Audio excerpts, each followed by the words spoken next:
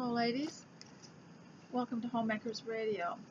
I am honored that you chose this channel to come to while you get your work done at home and while you enjoy your home life.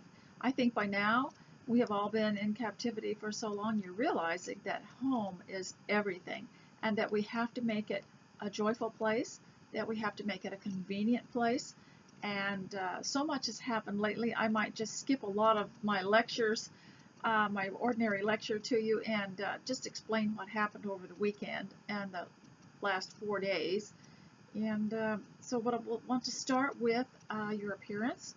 If you're getting ready for doing your work at home. But first I would like to share my teacup with you.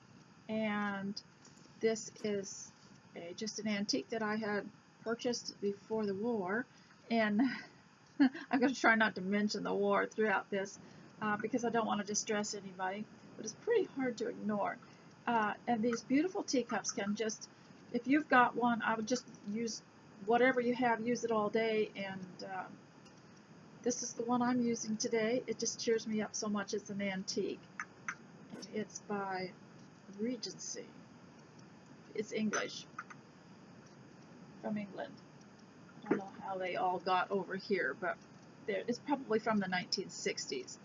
And so I want to talk to you a little bit today about your appearance and getting ready for the work at home.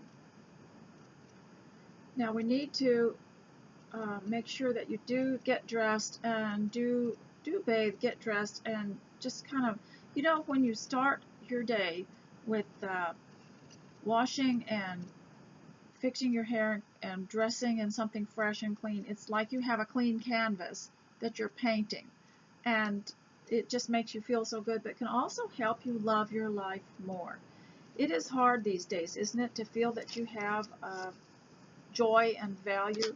You know, when you're little and when the children are little, and I know my grandchildren that are real young, we're always telling them what a gift they were to us and how happy we were the day they were born, and many of us were told that, but we've lost our parents and no one tells us that anymore.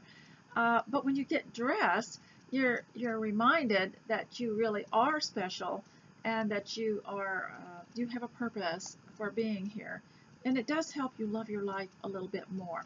And if you will get dressed and look nice, then you'll be more motivated, in my opinion, and that's been my experience, maybe not yours, but everybody is different, to make your house, the appearance of your house, nice. You may say to yourself, well, no one's going to notice, and we're out here all alone, and we haven't had any visitors for a while, but I will tell you something. If you will do it, if you will get yourself ready and get your house presentable, God might send someone.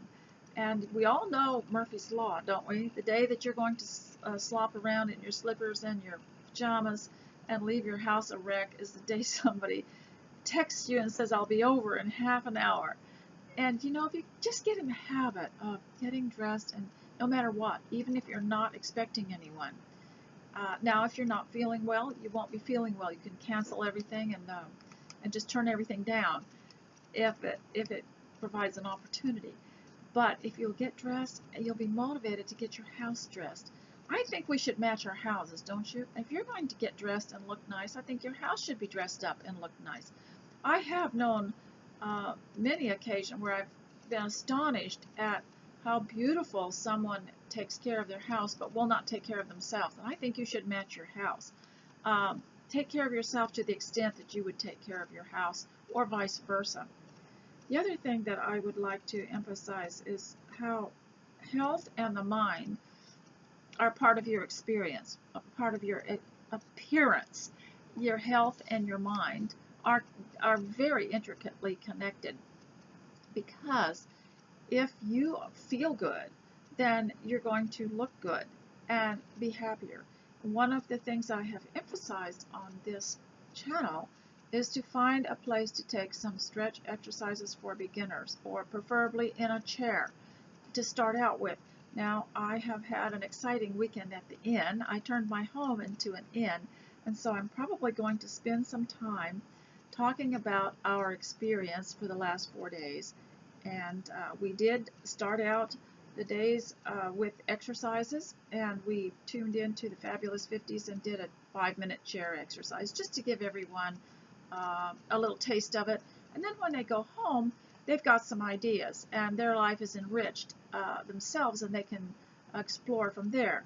So that is one of the things we did. Another thing that we did was while the boys were making the board games, remember I told you about these homemade board games we were going to do, and they were very engrossed in that, and everybody, we pretty much did not divide the boys from the girls. We all did the same thing, except I noticed that the boys were very, very interested in these board games and were going to be quite engrossed in them for a long, long time. So the girls and I separated and went to the conference room, which was our lounge room, our living room. I called it the conference room. And I said there'll be exercises in the conference room.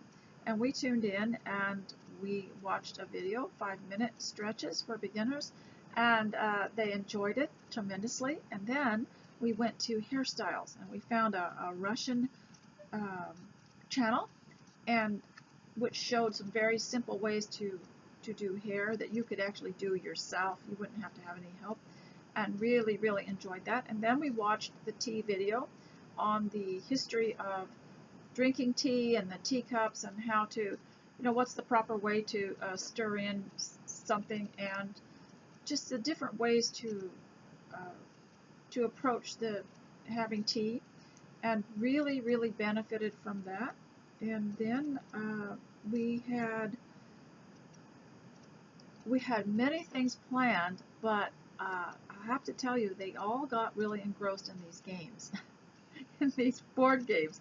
Now, next time they come, I will show them how to make their own jigsaw puzzle, and I'm using up all that cardstock from the big tablets of scrapbook papers, and so we're really enjoying that and using everything. And so I will show them how to do that.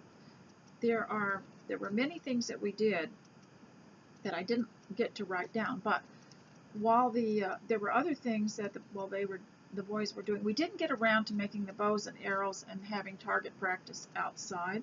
All of us will be doing that the next time. The next time, next month, when they come back, I hope to be doing a train, and we'll turn my house into a train. And in the meantime, I'll be looking up all the recipes and the schedule of activities on a train, such as the Royal Scotsman or something like that. And I haven't figured out what to call it yet, so I'm just going to call it the Royal. And so also, we had a very healthful food, and in the mornings I encouraged them each to drink a little lemon water, and I had it all in their room, and it was all special in little goblets. Also, we tried to keep it all extremely stress-free. However, some of the games got kind of stressful. Now, one of the girls made a wives and daughters board game, and it was beautiful. I believe I might have a picture of it that I could include here. And they made their own playing pieces. Sometimes they used big colored buttons from my button collection, and some of them just used tape and more cardstock and created three-dimensional pieces that went with the games. And the boys did they did war games. They did other intricate games that were very complicated. And so then, because I believe there were 6 of us all together, maybe 8, because everyone had made a board game from the age of 3 to 73. We all had to play each other's games, so that took the whole weekend, and we didn't get to do any of the other things that I had planned, but we will do them next time. We were going to have an interactive cooking show. We were going to have a fashion show of historical costume, including the men and boys, if I can find all the costumes. And because we had some colonial costumes for the boys that I haven't seen in a while, we're going to try to find those. And we were going to have music, but we had a session in the conference room. We did have time for, now by the time they got ready to leave, they began to panic because they didn't get everything done that they had wanted. So at the last minute, some of them were teaching me things, but we had a teach me something in the conference room. Everybody got 5 minutes or whatever it took to teach something that they knew, teach me something that they knew how to do that I didn't. Now, so I started with the little one who was 3 years old, and we were outside, and oh, and we ran races too.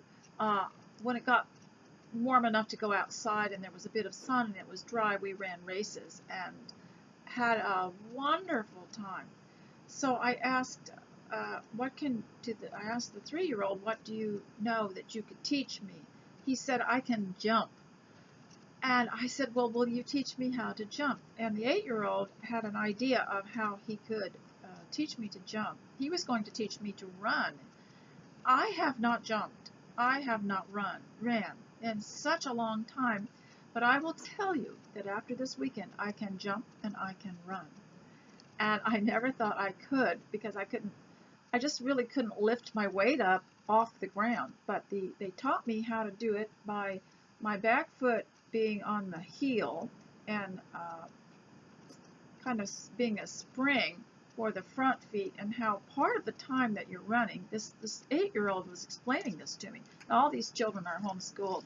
I would like to change that to family schooled. It isn't really just homeschooled, it's family schooled because they all teach each other and interact with each other, and we grandparents are learning too, and this continues.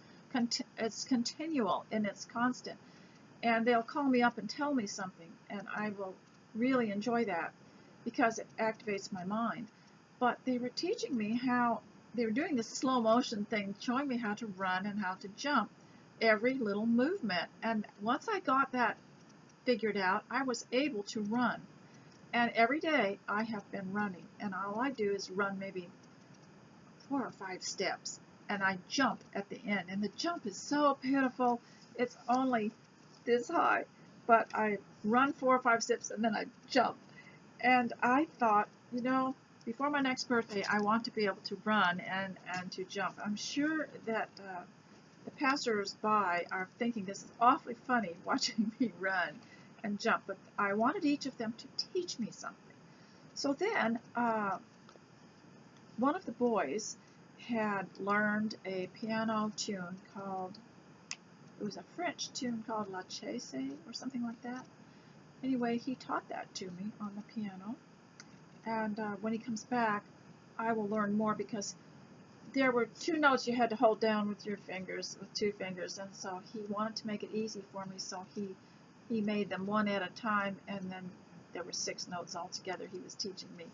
And so I really, really enjoyed that. And then the 23-year-old met me in the kitchen while I was fixing one of the meals and told me all this history. He loves ancient history, and he was telling me about Napoleon and about France and about also even further back some of the Caesars and all the battles and different things like that he had remembered. And I recalled a certain thing that he told me that I just was almost astonished, and it was that there was a general that had surrendered to, it was an English general who had surrendered in the American War, and then ended up somewhere in the Mediterranean, and it led a battle there somewhere, and also had to surrender. And I asked him, do you think he just went around, for the purpose of surrendering? It was quite interesting. And he talked quite a bit about, and he wasn't even using a book. And this is one of the things about homeschooling that I think you should know. I never learned much from an assignment that I was given. I went to public school, and I found it all rather, it was kind of unhappy in a way. But these children learn it because they're just given a book, and they can choose a book to read, and they're just reading it for entertainment. And so it sticks in their head longer because they found it interesting, and they're not having to memorize dates, and they're not having to answer questions at the end of the chapter. They're just reading it for uh, just parents provide these books. They lay it on the coffee table. There's no restrictions. There's no obligation to read them, but you might pick up one and read it and say, this is an interesting general. This is an interesting, look what he did. Look at this interesting way that he, or this clever thing that he did. And, start with Cyrus the Great and start reading about that, and just leave the book alone. And pretty soon they're bringing the book to you, and while you're fixing something in the kitchen, and they will be talking to you. Now, this young man did not bring his books with me, but his mind retained it all because he was interested in it, and it wasn't shoved down his throat, and it wasn't forced on him. And so, and also I have to say that all of the children from 3 to 23 were well dressed. They wore button-down shirts and tucked everything in, and their hair was combed, and they came to the table for meals. In fact, they really looked forward to that, and their conversation was quite intriguing, and I really enjoyed it. I really enjoyed the brain activity. I wish I could talk more about all of this. I will try to read some of my notes here, so there will be slight pauses in between.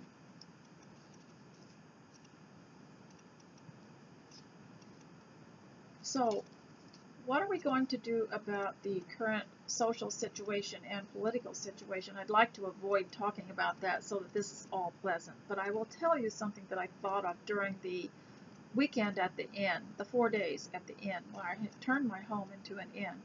And I believe that I'm going to try to do this for my family, and that they can do it for me, and we'll have a place to go where we don't have any restrictions, any rules, any passports, any health inspection, and any customs inspections, and we can all do a network of this kind of thing for our people, for our own families.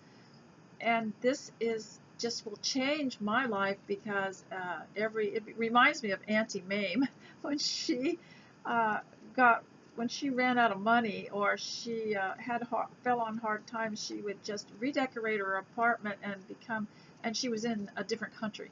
And so this has just been very interesting what we can do and do in the home. There's a wealth of things that we can do that we don't even tap the possibilities and the great resource of the home. We don't even tap it, and yet many people pay a tremendous amount of taxes on their home or a high house payment and don't realize what all can be done there. So you can turn it into an inn for your own people, for your family. And even if you're having children at home and you still have teenagers at home, they can practice on the home. How would you run an inn? How would you run a business? And not only that, but we had a shop, so they went shopping. And the shop was just a shelf full of things that I didn't want anymore, or that I had made, or so you can teach them so many things at home. And even if you are alone at home, there's a lot of things you can do to improve your mind and improve your home, and though you be alone.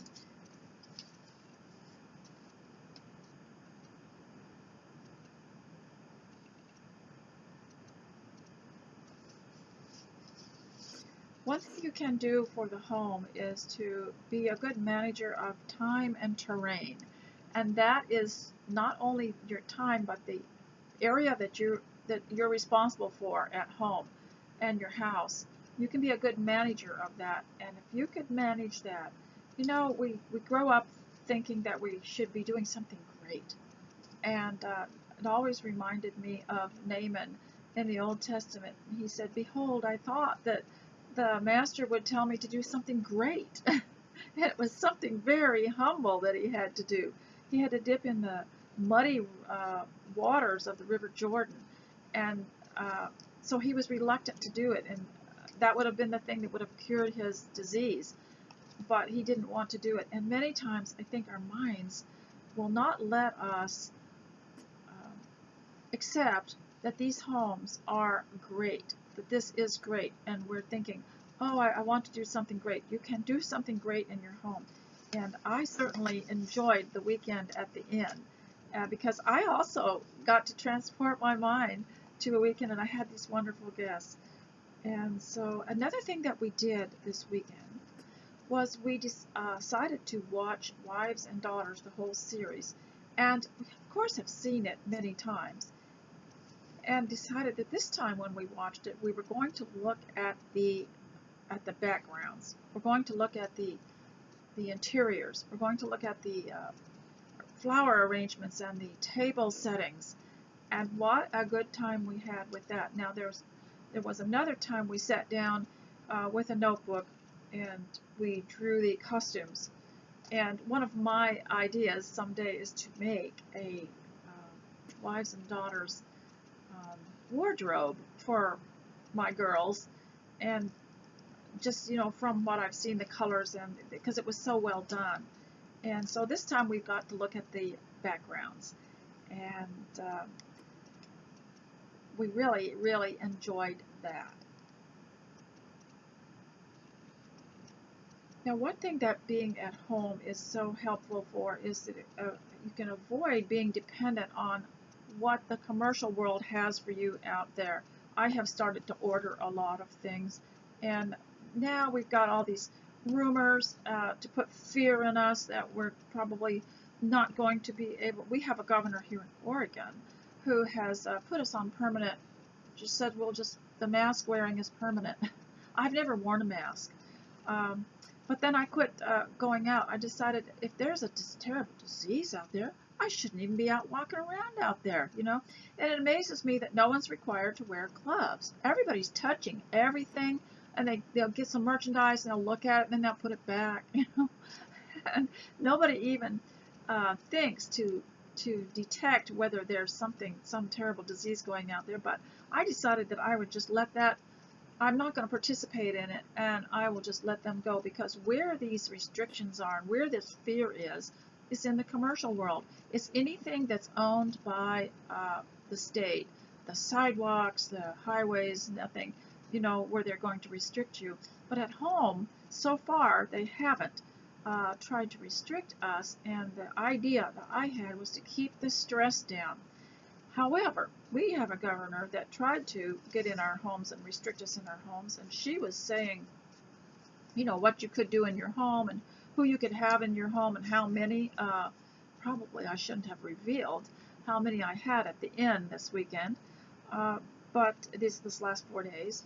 We had a 4-day weekend, and but for the most part, where you can exercise your freedom is at home.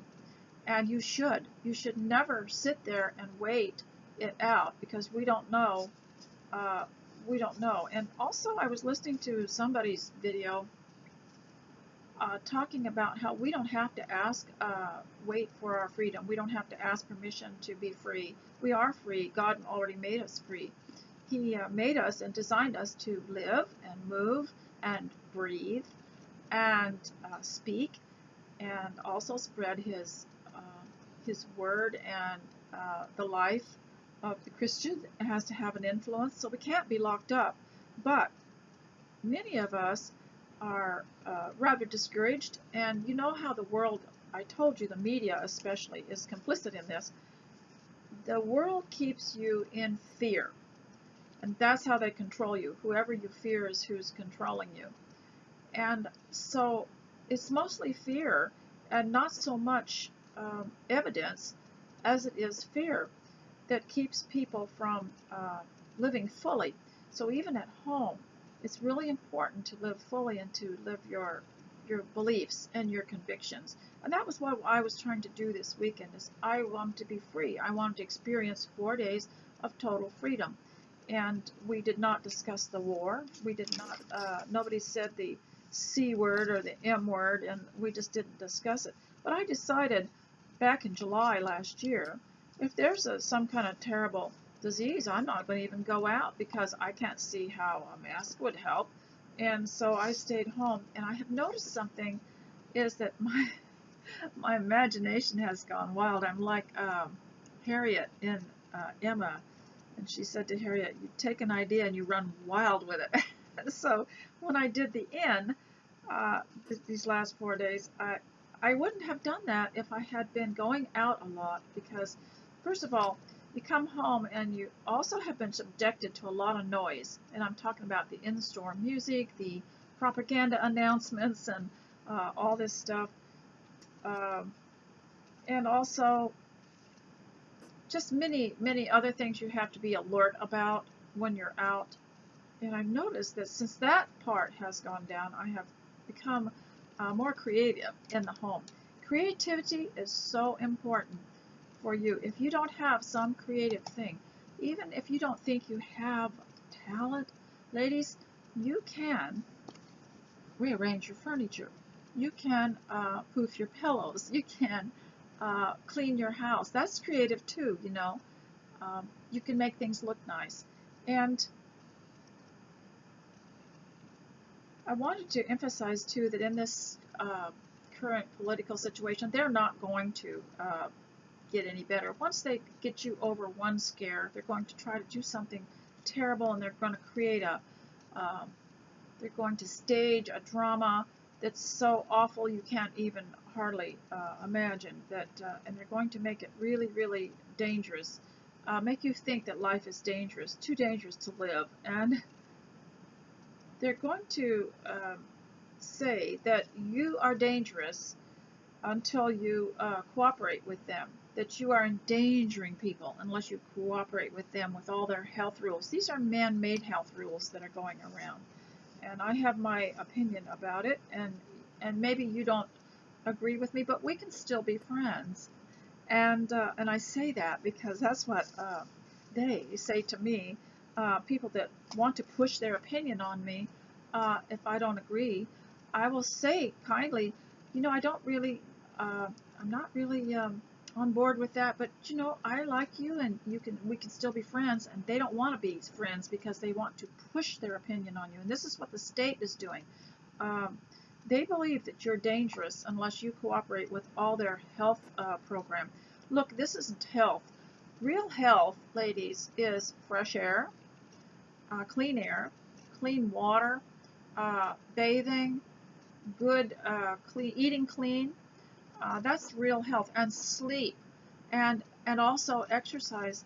You know, I learned something recently about exercise and weight loss. Still trying to budge the little roll around here.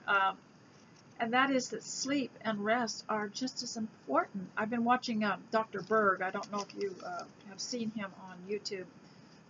He has these little 5-minute videos that are just easy to get into and easy to listen to. And sleep and rest are just as important as eating clean and exercising. And you can't lose weight if you become stretched out and stressed out, and you're not getting the rest you need. I just wanted to introduce that. But this idea that you're dangerous and that you are probably killing someone if you're not cooperating with all these restrictions, this is just ridiculous. This is being guilty before you're even, you know, in America, we're supposed to be innocent before proven guilty, until proven guilty. But now, there's a new thing going around that you are guilty unless you can prove you're innocent. And so that is an old, that is kind of an old religious belief, isn't it? People are just guilty until they're proven innocent. I don't know if that's religious or not, but I just wanted to say that these stresses and these all this tension that's coming from the state, we don't have to participate in it. And I think it's pretty hard to pull yourself away from it if you have to go out. I understand that. I have stopped going out, and I'm just ordering everything and doing everything that I can online. That's a pain too, you know. Oh, it's time to order groceries, and I really don't want to sit here and do that. But I'm learning to space it out enough that it would be similar to what I grew up with on the homestead, which was we would only order once a month or once in a while, so that it wasn't every day. It wasn't we weren't constantly ordering things, but just enough time in between that you don't get tired of it. Another thing that I think that having a home and being at home, whether you live in a little tiny place, or you live in a house, or you live in an apartment, is that you need to learn not to be dependent on the commercial world for your needs. That means cut down on the time that you spend out there with them, obeying all their rules, and get yourself enough supplies. If you decide you want to go into captivity and stay home, don't do it until you make one final run to the fabric store and get everything that you need. And I think I'm going to have to get up and turn the light on. I'm losing my light here, and I wanted to speak a little bit longer.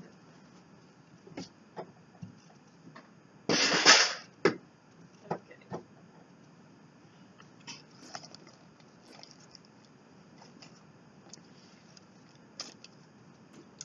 Another thing that you can do to cut down on the stress that you might be feeling from all this, of course, is not to listen to the media, because even the conservative media, they're all talking about what the non-conservative media is doing. They're just all spinning off what the quote major legend news network is doing, and they never give you any hope, do they?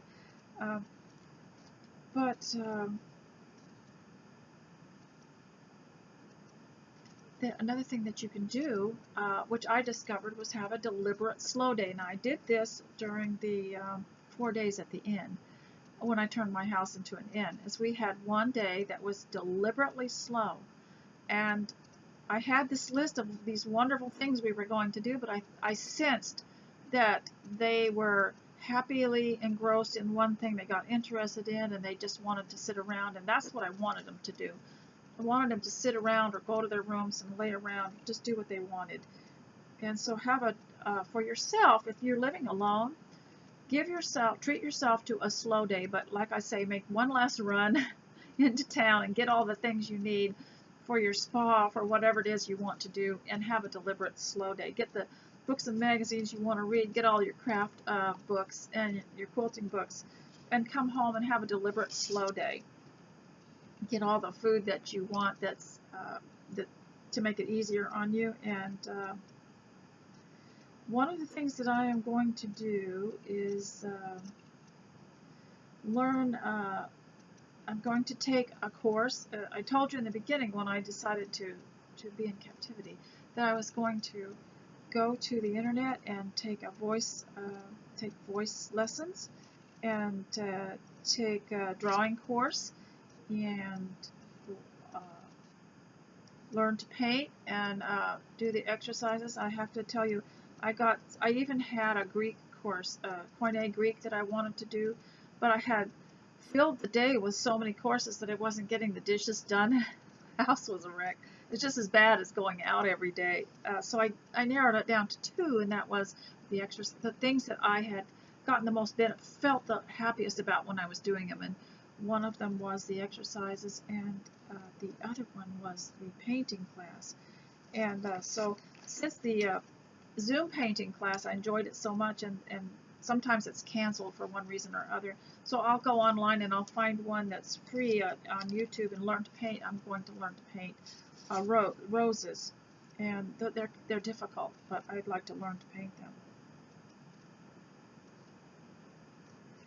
Now, as far as irritations and with people, we always go into this in my videos, is that the last part, I'm just going to insert it here, it's not really the last, but I wanted to say that every irritation and every strange personality and the weird things people do, it's not new, you know.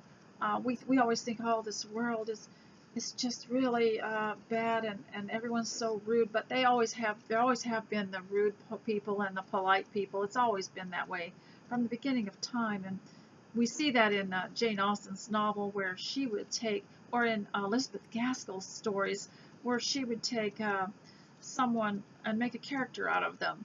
And so all of these irritations can become part of your story, part of the characters in your story, so that we don't take some of the stress in so badly. They just can be part of your story. Are you journaling? Are you learning to do the art journals or anything? I have heard, I want to start that. And I have heard that these are just wonderful, that these are just calming people down and giving them great insight into life, great stability. Do you know what the enemy wants us to do? They want us to quit. They want us to give up. They want us to they want to portray you as a raving lunatic or a conspiracy theorist or a legalist or a right-wing fanatic or a Puritan extremist or an evangelical nut. And so when you hear those things, don't be swayed by them, because they're not very clever. They're not new. They've been doing that for years to run anybody down who might have an impact on life and succeed. They don't want you to succeed. And I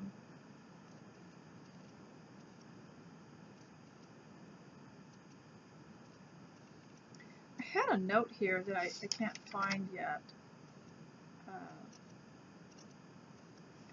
But it was about how if they can get us, the state and the powers that be can get us to be anxious, so anxious that we don't accomplish anything, then they've won. So I would like to challenge all of you to use this time for personal character development and personal creative development. You're not too old to do it now. I'm not going to brag and say that I'm elderly and I can run and I can jump, because I really couldn't until I tried it a little tiny bit at a time. You really don't just run and jump, you just do it a little bit at a time. And that I can exercise and that I can do artwork.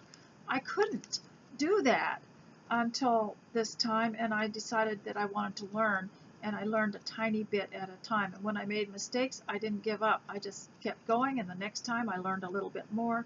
When I first started the 5-minute exercises in the chair, they look easy, but they're not. I couldn't keep up with her, and she's 20 years younger than me. And of course, I couldn't, but for every 3 movements she made, I would at least do 1.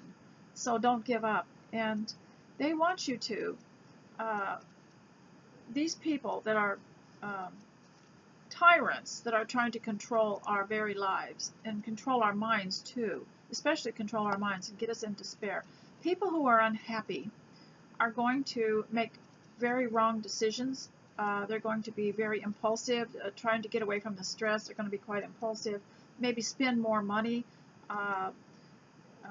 eat the wrong things, just be desperate for some kind of relief.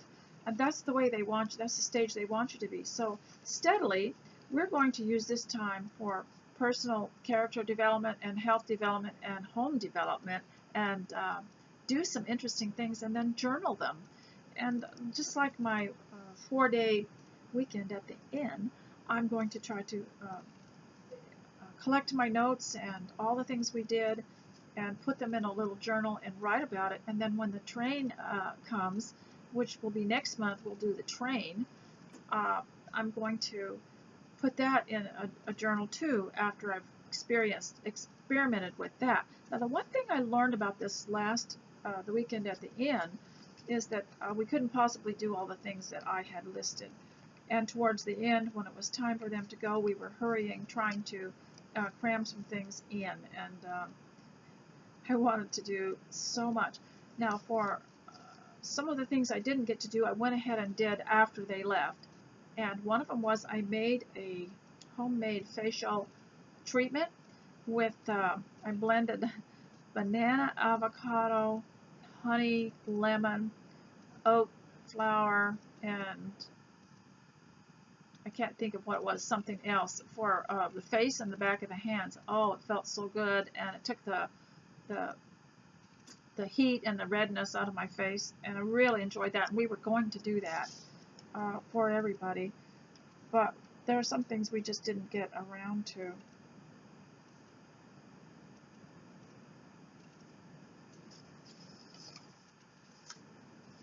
Okay, I'm going to read a little bit about what we're going to do here the next week. Now, I have also thought ahead of maybe having an enjoyable historical weekend, like a 1800s weekend. We wouldn't necessarily have to dress in costume because, we wear these 1980s dresses and we wear skirts and they're long, and so it's kind of, we have historically inspired clothing. So we wouldn't necessarily have to do that, but we wanted to have a Jane Austen weekend where we went for walks or a turn about the room and tried to find out all the activities that they would do, games that they would play, and food that they would eat, and try to imitate that.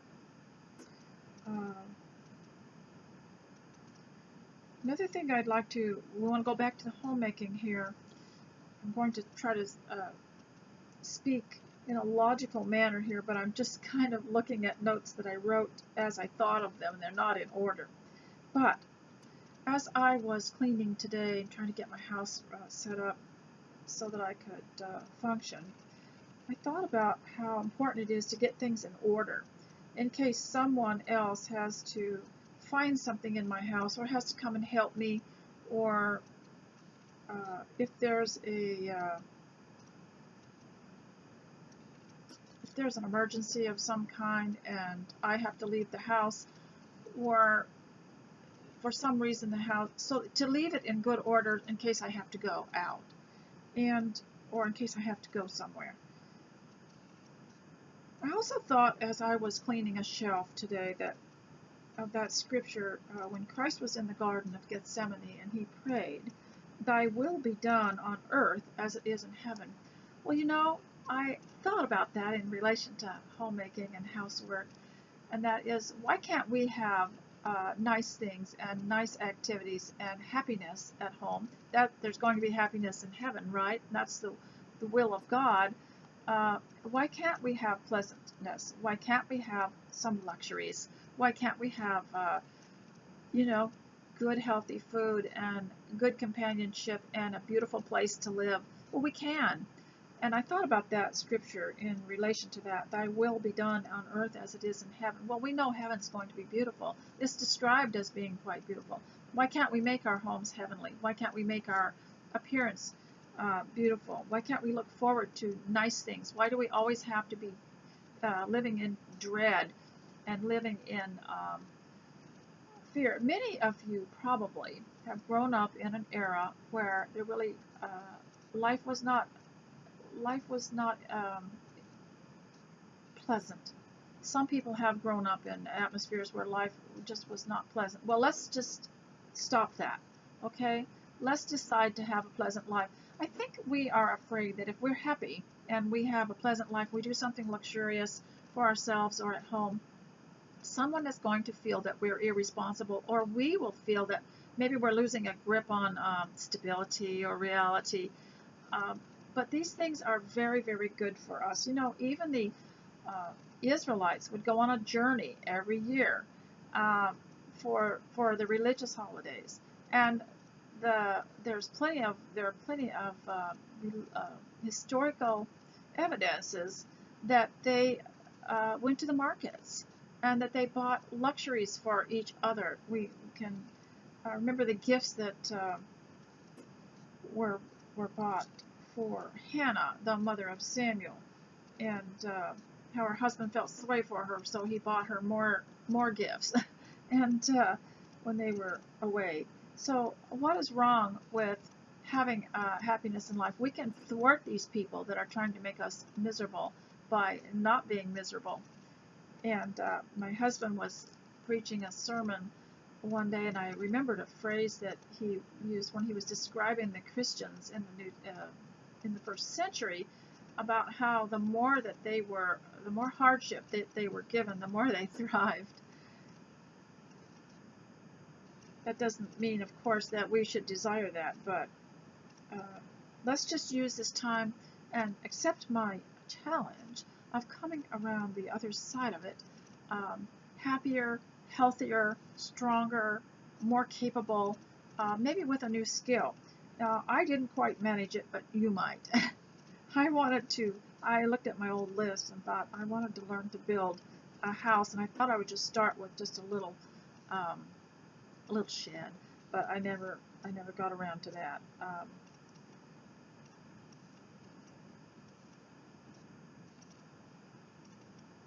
So if you're having a hard time being happy at home, I just have to say that weekend at the inn was so wonderful that my heart just leaps when I think of it. To think about doing something or going somewhere or some activity at home that you would like that just makes your heart leap. And then when you start focusing on that, then you start to see where your interest lies, maybe where your talent is, and where your abilities are, or where you might develop a skill. Another thing to do to overcome a lot of the stress that's going on around us with the media, and it's pretty hard to shut it all down because pretty soon someone's going to text you anyway. And I've gotten where somebody will write about some candidate and what they did, and I'll think, those people, they are just not all there. We have, it reminds me of when the 23-year-old was talking to me in the kitchen about the Romans, the Roman Empire and the Senate, and he said there was a guy that elected his horse or something to the Senate, and I thought, these people haven't changed at all, have they? The only thing they know how to do is control other people, steal money, and waste it. And so it's important to have something. This is why I did the inn this weekend. It's important to have something that overwhelms your mind, that looms bigger than anything the rest of the world is doing. It's so big that you cannot think of anything else. And so this inn became such a big deal for me, and I was operating it. I wasn't allowing the guests to do anything. One of them offered to sweep for me, and I wouldn't let him. I said, no, we're at the inn, you can't do that. And they had a hard time sometimes adjusting to the fact that they were at the inn and not Grandma's house. And so I allowed it to overwhelm me, overwhelm my mind. I was overwhelmed. I'd get up in the morning, and I was the owner of the inn, and I would go around with a notepad and ask everybody what they wanted to do, and we just really were enjoying it so much. And I sat out on the swing with some of the younger ones, and we swang together and talked, and everybody got to teach me something. That was interesting. Each one teach me something. That was very interesting.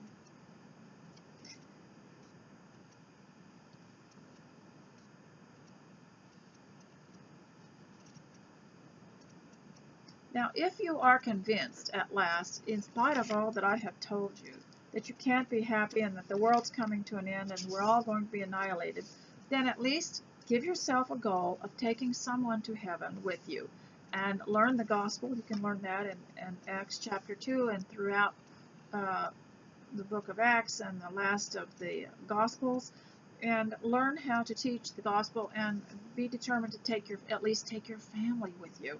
If you think it's all going to be over. But we know that God is good and that He's provided a wonderful life for us. And of course, the state's going to try to destroy it. They're going to destroy this has gone on from the beginning of time. They're going to destroy anything that works, anything that's together, anything that makes people happy. They're going to they don't want to just destroy people physically, take away their health, and take away their living. They want to destroy their minds as well. They want to make them all unable to function.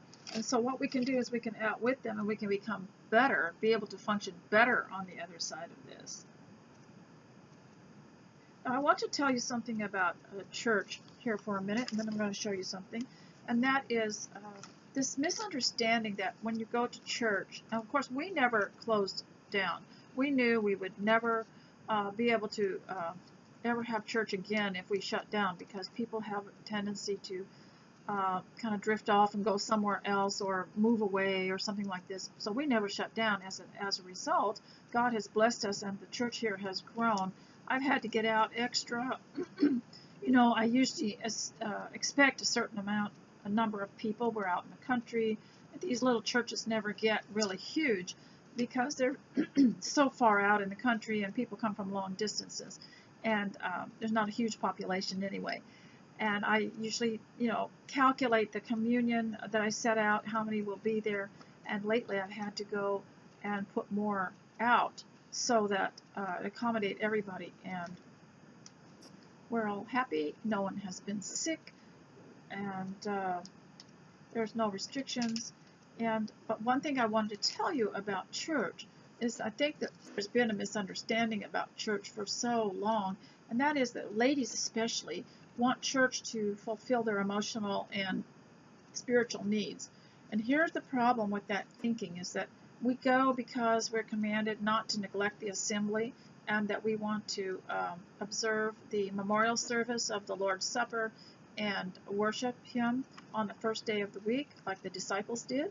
And we're simply obeying God, and also we enjoy the fellowship. But don't ever expect the fellowship to totally supply all your needs, because you'll be extremely disappointed. Christians come from all walks of life. Some of them were public schooled, some of them were homeschooled. The thing that binds us together is that we all obeyed the gospel and that we're all saved. But don't expect all those people to be your kindred friend, or to have all the same interests that you do. They're not all the women are going to be homebodies. Some of them are going to be career women. But the thing is, this is why you cannot use. Don't neglect the assembly. Be sure and go there, but don't make it the only thing that you do to fulfill yourself, because you'll be very disappointed. The sermons and the lessons are designed for a group of people. They're not designed specifically for one person's needs. So that's why you need to every day have your own worship at home. You get yourself together, get yourself your Bible, your notebook, if you have a hymn book, and you go somewhere where you can concentrate, at a little desk somewhere, and you read and you pray and you make lists and you do all the things, do some introspection and some self-examination, and talk to God, and go for a walk, have prayer, and do that every day, because you cannot wait and just have this kind of fellowship with God on Sunday. That will disappoint you terribly, and it will never be as fulfilling as your own worship at home. Now, that corporate worship on the first day of the week is very, very important, and we do it out of obedience. But it is a loose gathering of people who are brought together by their love for Christ, and they don't always see, they're not all at the same level of maturity, and they're not always going to behave themselves the way that you would like them to. And many of us who homeschooled our kids, we started to notice some of these things at church that weren't quite right. But the best thing you can do is to outlast them, live your example, no matter what. And I wanted to show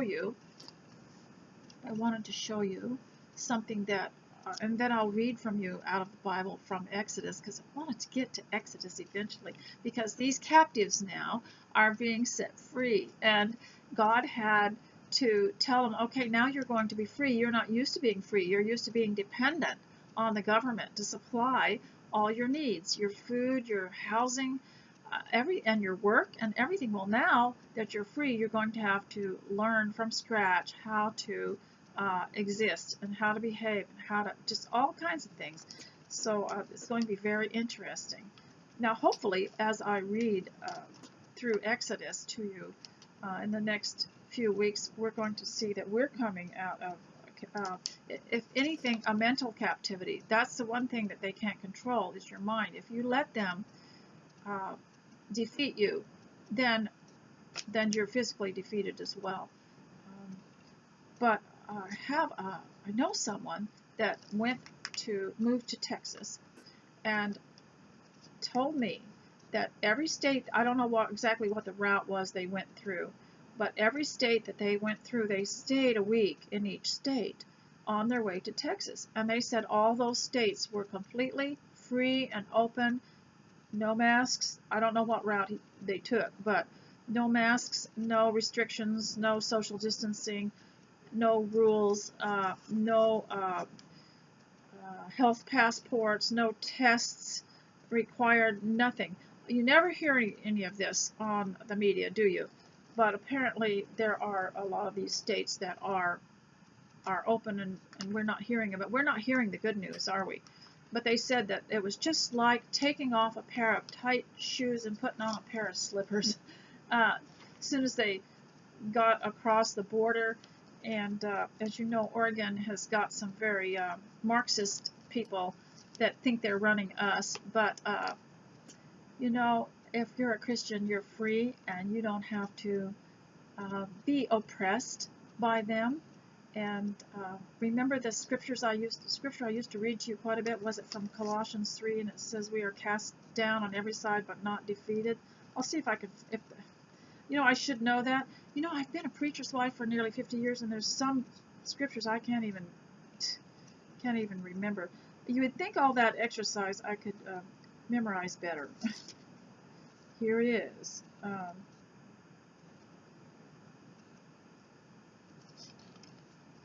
No, it was, I think it's probably in 1 Corinthians.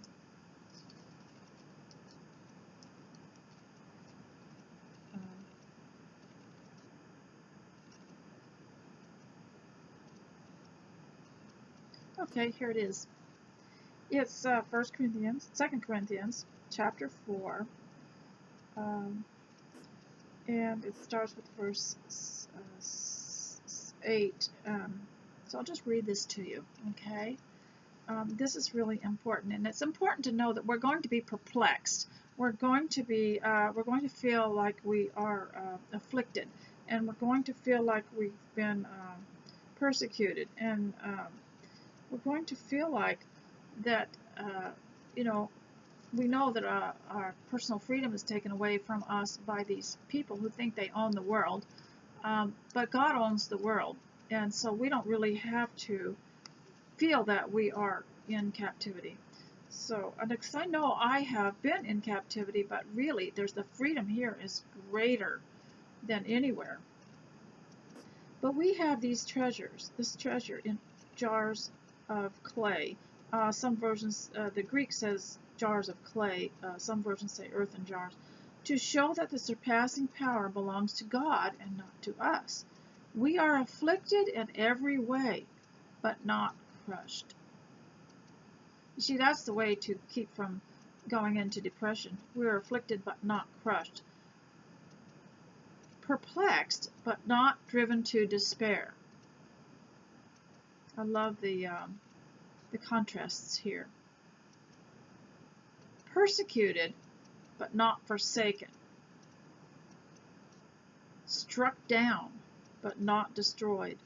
Always carrying in the body the death of Jesus, so that the life of Jesus may also be manifested in our bodies.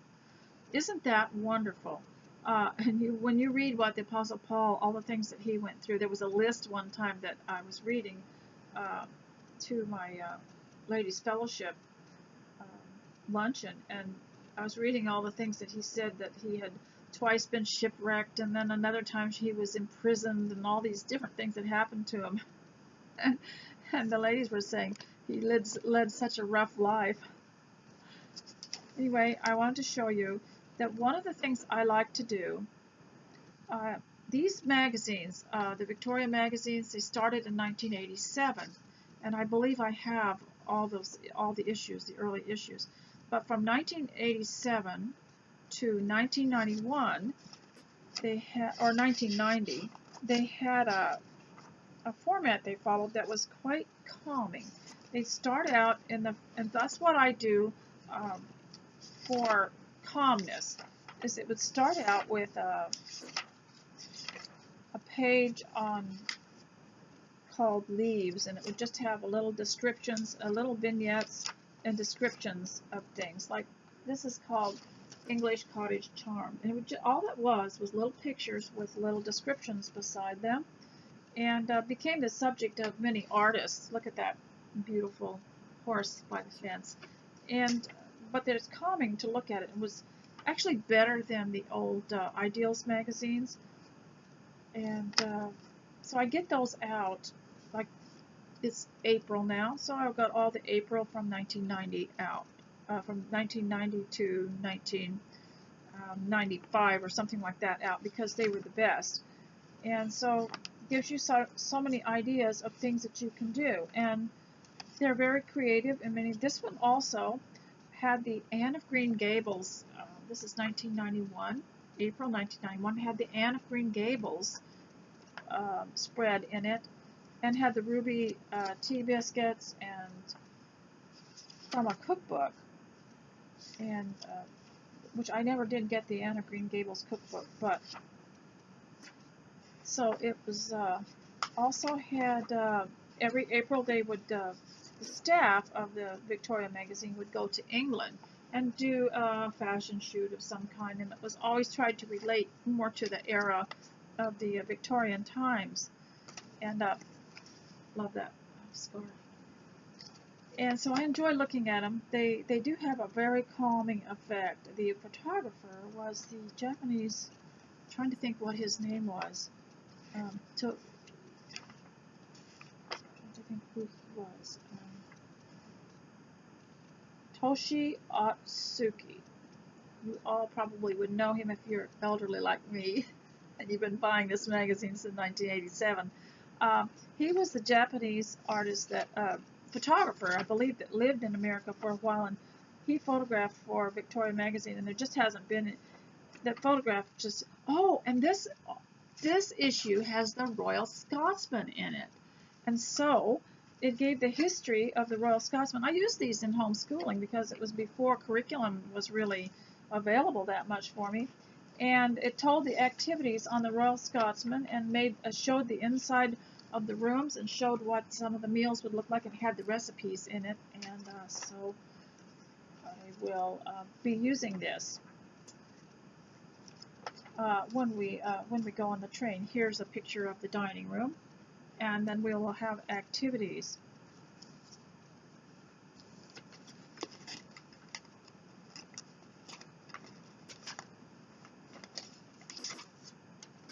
Okay, so now I'm going to end this by reading from Exodus. Now Genesis, I could do Genesis for a year and find so many lessons in it and so many ways of using it, so many things to do, from like how you would teach a 3-year-old to a 73-year-old in Genesis. But I must move on. And since we expect that God is going to give us liberty, and already has, I thought Exodus would be appropriate, because we're going to go through people now who are leaving captivity, and this is how it happened. Remember, Joseph was put into captivity in Egypt, but he was so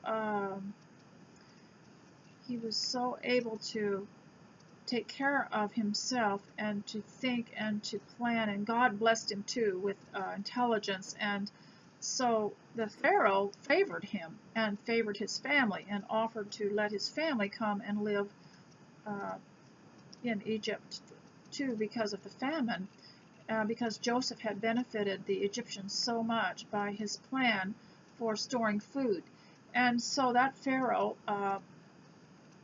admired Joseph and gave him great favor. So I wanted to tell you that, because it's going to tell you something a little bit different now as I read this. Now, those of you who are ready to quit, you can click off if you don't want to hear this. You can always read it for yourself. Okay, this is Exodus chapter 1. These are the names of the sons of Israel who came to Egypt with Jacob, each with his household: Reuben, Simeon, Levi, Judah, Issachar, Zebulun, Benjamin, Dan, Naphtali, Gad, and Asher. Now remember, there was a daughter too. Goodness, why can't I think of her name? All the descendants of Jacob were 70 persons. So there were 70 persons that went into Egypt, and hundreds that came out. It's like me, 5 of us came here, and there's like 17 of us now. Then Joseph died, and all his brothers, and all that generation. But the people of Israel were fruitful and increased greatly.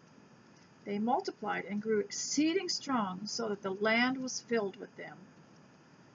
Now there arose a new king over Egypt, who did not know Joseph. And he said to his people, Behold, the people of Israel are too many and too mighty for us. Come, let us deal shrewdly with them, lest they multiply, and if war breaks out, they join our enemies and fight against us and escape from the land.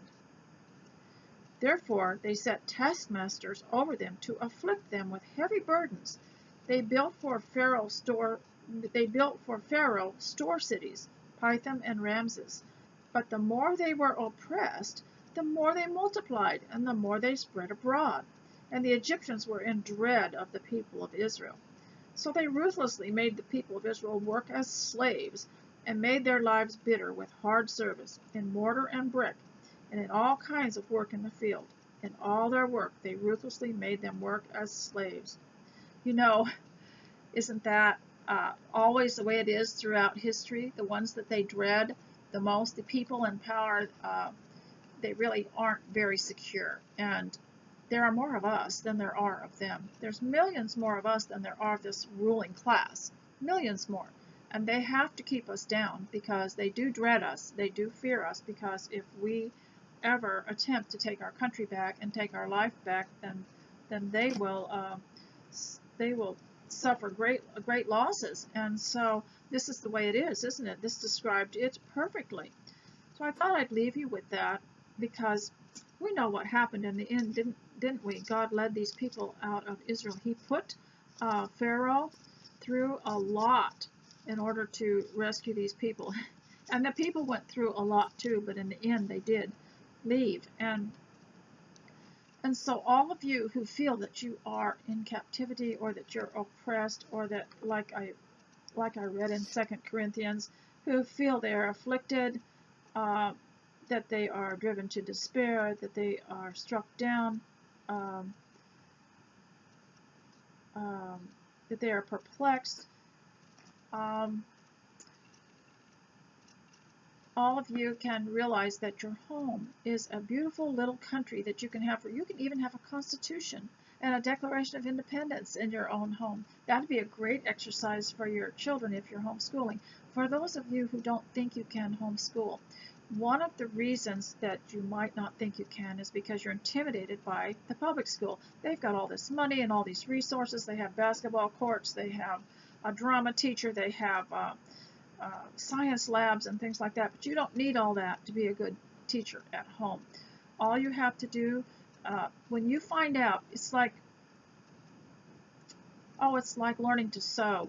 When you find out how things are constructed, you realize how much they're overcharging, and it's the same with homeschool. When you find out what the basics are, there are 26 letters of the alphabet with 44 sounds, and when you find out how things work, when you find out that you have taught your children your own language and you didn't even know you did it, and that you've taught your children how to bathe and take care of themselves and how to feed themselves, how brilliant that is. And when you find out how it works, that all you really have to do is have them at home and love them, hold them on your lap and read them a story. That's all you have to do. That's the beginning of homeschooling. Or if you haven't been homeschooling and they're now home, you can talk. You can talk. You can read something good.